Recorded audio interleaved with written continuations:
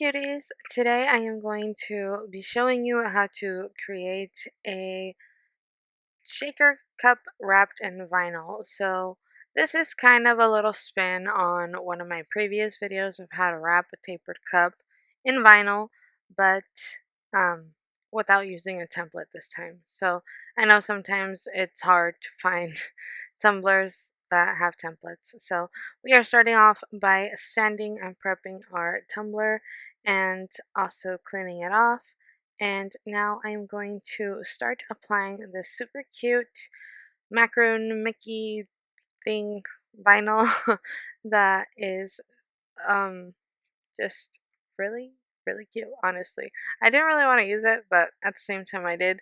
The shaker cup that I got is a 25-ounce from Craft Haven. I am also going to be doing a 17-ounce from Craft Haven, and I am also going to show you how I decorated the lids of these tumblers to match with the design that I am going for here. So I am just going to wrap it and just kind of mark off on the top and the bottom of any excess vinyl that I have, so that I can kind of make a template but not make a template, if that makes any sense.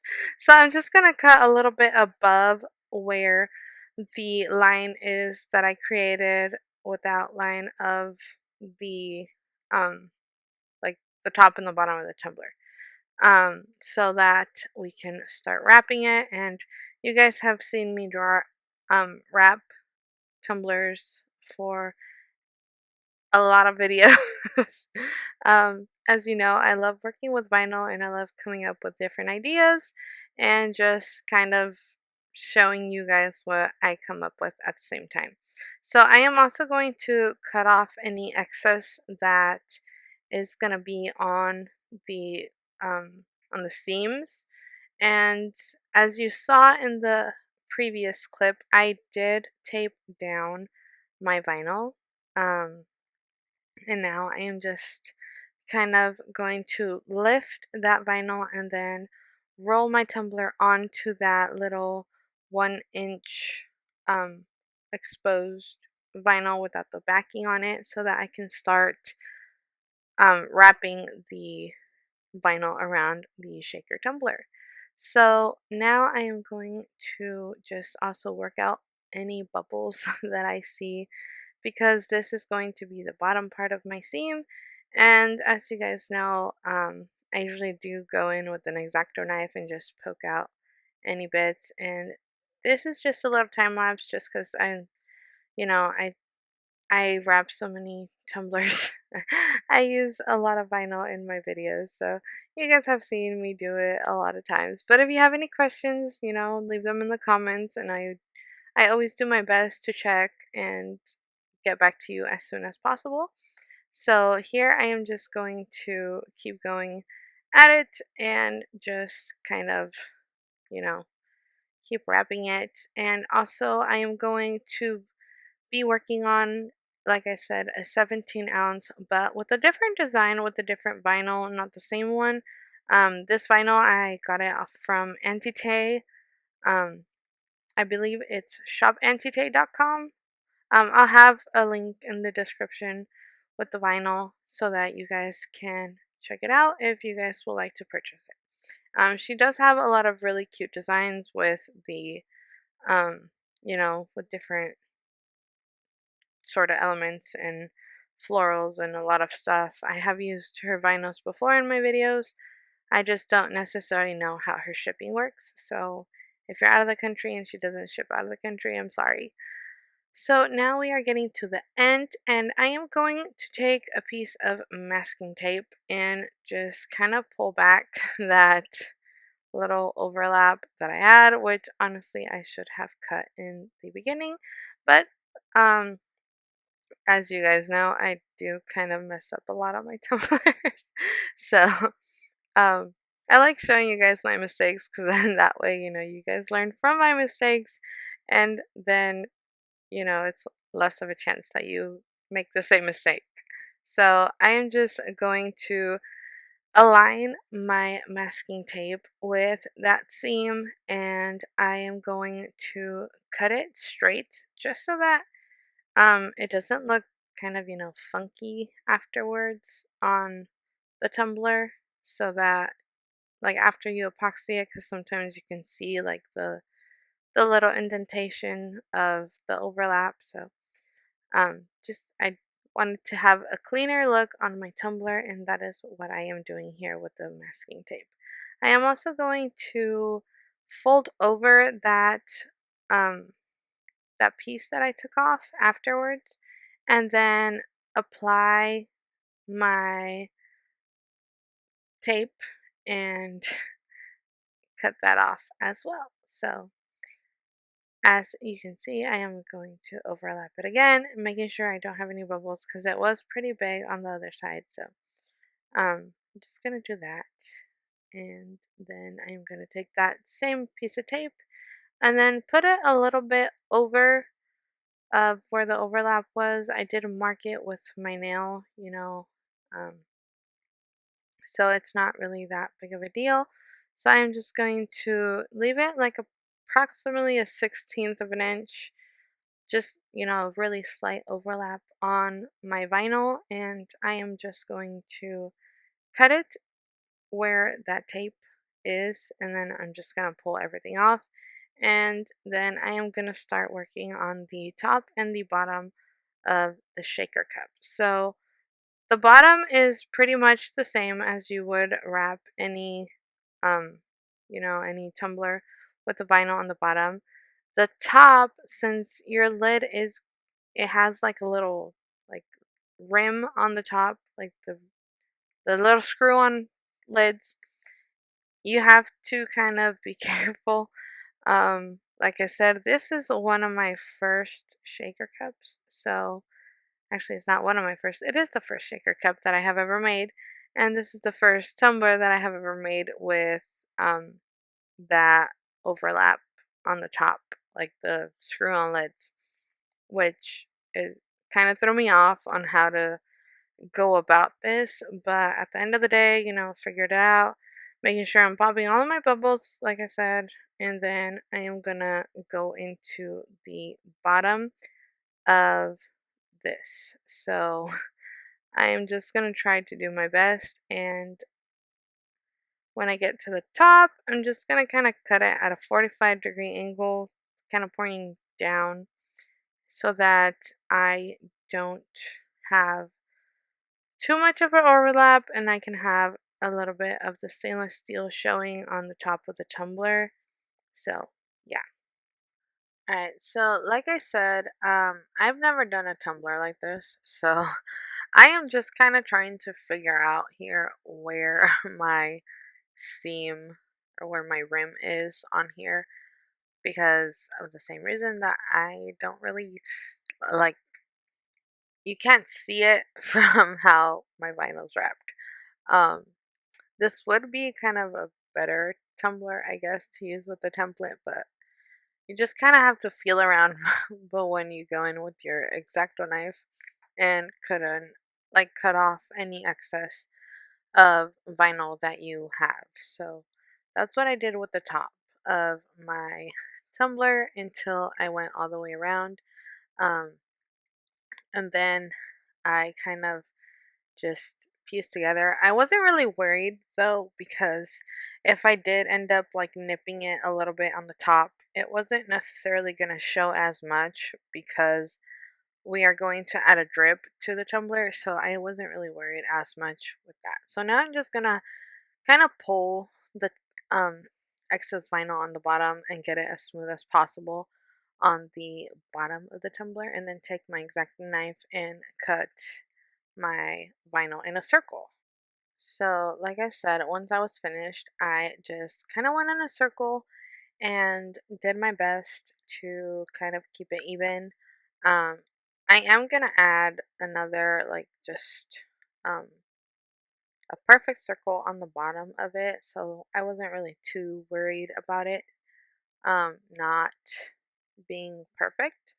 But Here you can see I am kind of just smoothing it out just to make sure that when I go into epoxy, I won't have any trouble with, you know, any little pokey bits on the sides or anything like that because it's just gonna end up being a pain to get over it. So, um, once I went in with once I finished this and my second tumbler, I used a Mexican candy tumbler, not tumbler, sorry, patterned vinyl. Like here it is. And I am going to start off by taping the excess and making sure that my seam is straight. And I did repeat the same, the same steps as before with the marking the vinyl before I cut it in and all of that. The only difference here is I am starting off by cutting the excess vinyl first before I start wrapping my tumbler because it was kind of a pain to have to pull the other vinyl off and then go in.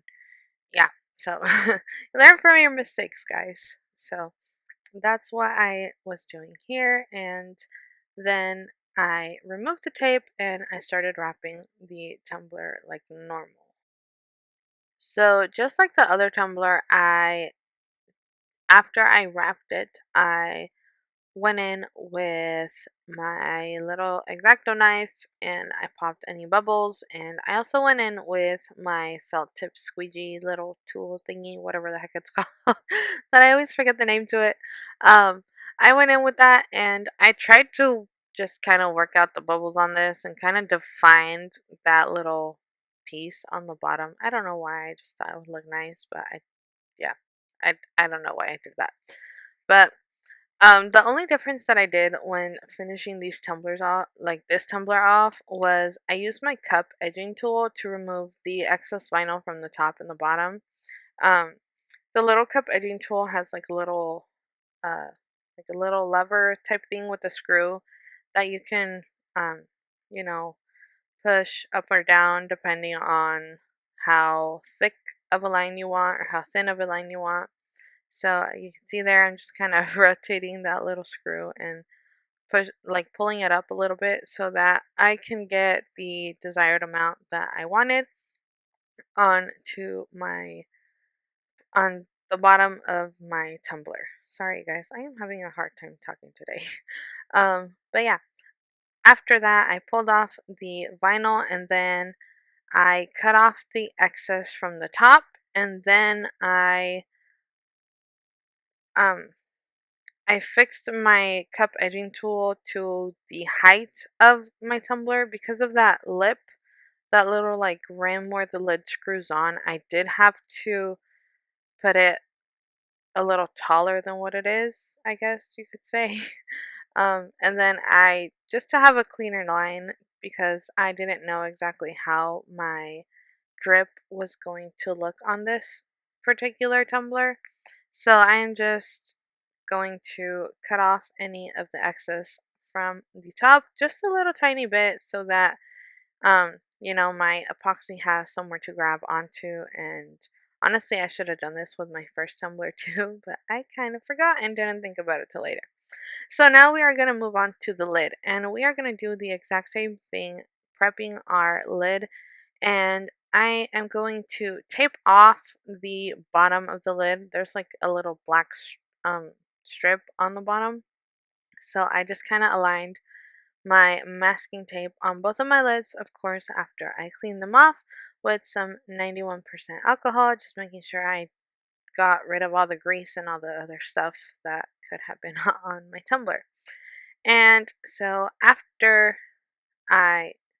I vinyled these, I put some epoxy on them, and that's what you see me cleaning on off of the tumbler here, because I was not being very careful when I epoxied my tumbler, so some of my epoxy got onto that little screwy part of the rim. So I'm just gonna take off any excess glitter, any excess epoxy on my tumbler and just kind of clean off the top of the tumblers before I start with anything else. So after I do that, I am going to mix up 60 milliliters of epoxy. So that's going to be 30 of part A and 30 of part B. And I actually realized I have never shown you guys how I mix my epoxy. So I am using this little 2 ounce little cup so I can mix my epoxy. You want to make sure you thoroughly mix that epoxy until you see no more fogginess like you saw in the previous clip. And now in this clip, you see it is completely clear and ready to go. So you do want to make sure, you scrape your tops, the sides, the bottoms, everything, and make sure you are mixing it correctly. And now I just split those 60 milliliters in between 2 little cups of 30 milliliters in each cup. Since I have 2 cups to make with different drips, I wasn't sure how much I was going to need. So I just kind of did 60 as, a safe a safe area that I could, use. And here I'm just gonna put in some alcohol inks. If you guys saw my pen with a drip video, you guys see about how much I use for the pen drip. So I just kind of eyeballed the amount of epoxy that not of epoxy, the amount of alcohol inks that I put into my epoxy to look like chamoy. So now I am just gonna put in some tajin and we are gonna set this aside. And that little powder that I used when I first started mixing it, it's called Nice and Thick from CCDIY, and it just helps to thicken up your epoxy a little bit better and help you create those drips. And I kind of I was in a cold area, so my epoxy didn't necessarily thicken up as fast as I wanted, but I still think my tumblers came out pretty cute. So, um, yeah, you just sometimes it has like these little they're in like little clusters or little clumps. So, whenever you do that, you just kind of want to make sure you mix it in very well. And here I am just adding some dispersion colors to the other one. And yes, I know I kind of spilled my epoxy, which is the big no-no, and it kind of made me feel not okay. um, so this was sped up. Obviously, I do not mix my epoxy that fast um, for air bubbles, to keep them out. So now I am just gonna dip my gloved finger and apply it to the lid of the tumbler just to have the lids uniform. You don't have to do this step if you don't want to, and just leave it um with the stainless steel showing in the cup. So this is just something that I wanted to do and try so that I can see if it would look actually like uniform. So I am just kind of wiping it on to the lid, making sure that I don't get it on that top part of the lid so that I don't have a lot to clean up afterwards. So after this, I am going to stick it on one of my turners. Um, I don't have like a certain attachment. I just kind of layered on some tape with like on my turner so that it fit. Like it has a little hole on the bottom of the lid, so I just kind of put some tape on the turner so that the lid wouldn't fall off and it would spin correctly on my turner. So, yeah, after this, I am going to go in with the pink, and I am also going to add some clay sprinkles that I got forever ago.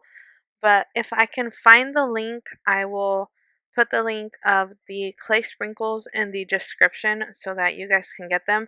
It was a really cute mix. It has like little Mickey um, heads on it. So like it kind of just tied all together. And uh, I think I left this spinning on my turner for about a good 20 minutes before I remove that tape. And you do want to make sure you pop your bubbles, which is what I am doing here, so that you don't have a whole bunch of little air bubbles afterwards on your lid or your tumbler or whatever.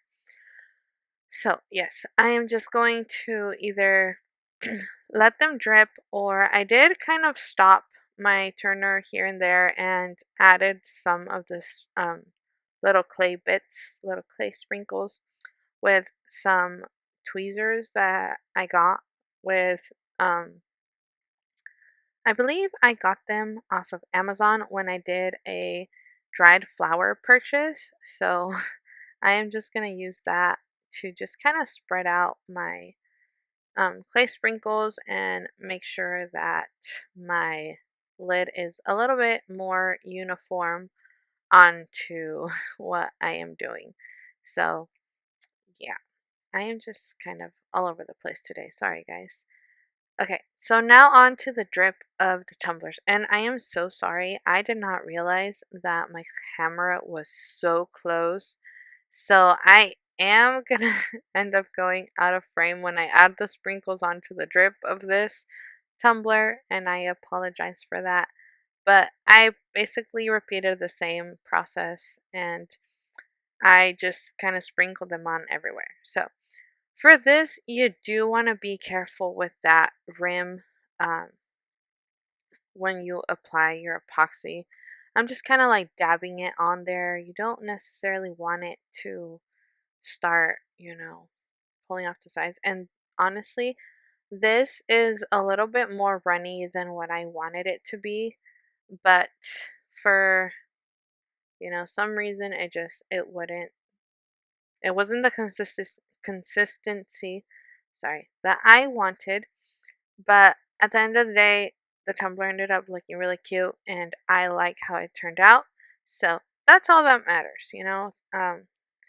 We're not going to be perfect with the tumblers. We're not going to be perfect with how we are making things. These are handmade items, and there is bound to be some flaws in handmade items. So I was happy with how this tumbler turned out, and I thought it was really cute. So if for some reason, sometime later on, I get, tired of the drips that I made on this tumbler, then I will end up either stripping it or trying to just sand them off later on and then just redo the drips on the tumbler. So after that, like I said, I added my clay sprinkles, and I also did the same to the other tumbler, except I did the chamoy drip for the candy. And as you guys saw, each of these have their own lids, and um, I did kind of bang on, well, not bang on the tumbler because of the epoxy, but I zapped it real quick with my little lighter thingy here, whatever the heck it's called. Um, and I did kind of push my drips down, which is probably why my drips went down so far too. um, but other than that, I was really happy with how this tumbler turned out. And this is the end for this video. I am going to add another layer of epoxy on this. Um, I will probably add it in the clips later on, but thank you guys so much for watching, and I will see you Saturday with a new video.